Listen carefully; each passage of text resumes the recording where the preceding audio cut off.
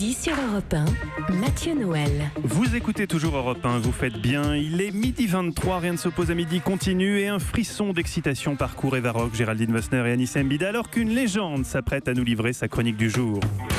Il a eu fatalement dans sa brillante carrière des phases de grosse tête ou grisé par le succès, oui, il s'autorisait des comportements qu'aujourd'hui il regrette. Devenant fou, frappant des hôtesses de l'air avec un saumon dans un vol long courrier. Heureusement, aujourd'hui il est revenu à la raison, il se contente de les flageller doucement avec des sardines. Guy Carlier, rebonjour.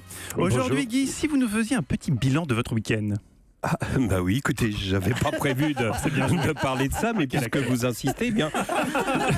Samedi matin, on a déposé Yann à son cours de batterie en allant faire les courses à Monoprix. Après, on est passé chez le teinturier, j'ai récupéré mes pantalons. On a acheté un poulet rôti chez le traiteur d'Issy les Moulineaux. Et là, Mathieu, vous allez me dire, mais Guy, le poulet, vous auriez pu le prendre à Monop. C'est vrai, Mathieu.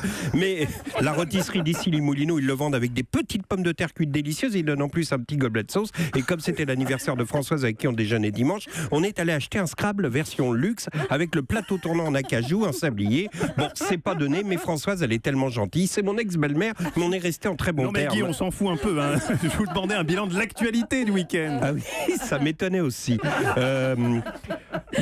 L'actualité politique, je suis pas sûr que ce soit plus intéressant que l'anniversaire de Françoise. Mais enfin bon, puisque vous y tenez, l'actu du week-end, c'est évidemment la manif des Insoumis. Alors là, il faut quand même que je vous raconte un truc rigolo. Figurez-vous que Jean-Luc Mélenchon et Clémentine Autain, qui sont pas les derniers quand il s'agit de déconner, ont pris l'habitude, pour casser la monotonie des manifs, d'y inviter en tête de cortège une personnalité sur le principe du dîner de cons. C'est-à-dire qu'ils font défiler à leur côté quelqu'un en se foutant de sa gueule. D'habitude, ils prennent Pierre Arditi, tu vois, parce que Pron a stigmatisé les banques, et puis après il fait la pub où il fait l'éloge du LZ. Enfin bon, c'était un peu facile. Là, Mélenchon a dit à Clémentine Autain, écoute, j'en ai trouvé un encore plus fort que Villeray dans le dîner de cons, c'est Benoît Hamon.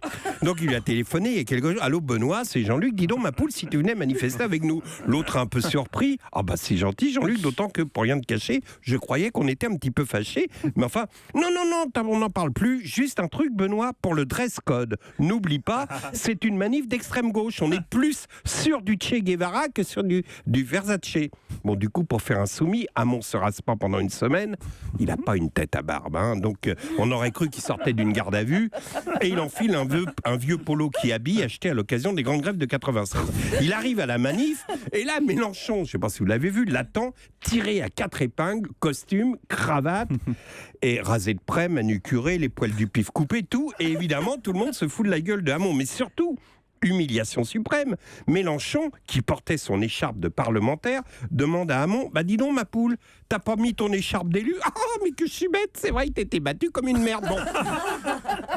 Éclat de rire avec Clémentine Autain. Bon, sur le coup de l'écharpe, il aurait dû se taire, Mélenchon, parce que si Hamon n'a pas une tête à barbe, Jean-Luc n'a pas un torse à écharpe tricolore. Sur lui, ça fait plus Miss France que élu du peuple. Moi, j'ai cru qu'il allait commencer son discours en disant « Bon, mais je suis étudiante au BEP 20, je voudrais faire de l'humanitaire au Cambodge ou bien en Asie. » Bon, enfin bref, vous allez me dire « Mais c'est dingue, t'as retenu que ça de cette manif ?»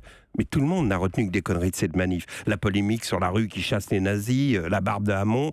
D'ailleurs, la barbe, c'est le nouveau truc des anciens socialistes. Et de la même façon que la seule chose qu'on ait retenue de la rentrée de Manuel Valls chez Delahousse, c'est qu'il portait un bouc de félon dans un film de KPDP, on se souviendra tous de la barbe de détenu de Benoît Hamon au défilé des Insoumis. Un peu comme si quelques poils pouvaient cacher le vide des idées, et de la même façon qu'on dit que les chiens aboient et que la caravane passe, à gauche, les barbes poussent et les ordonnances passent.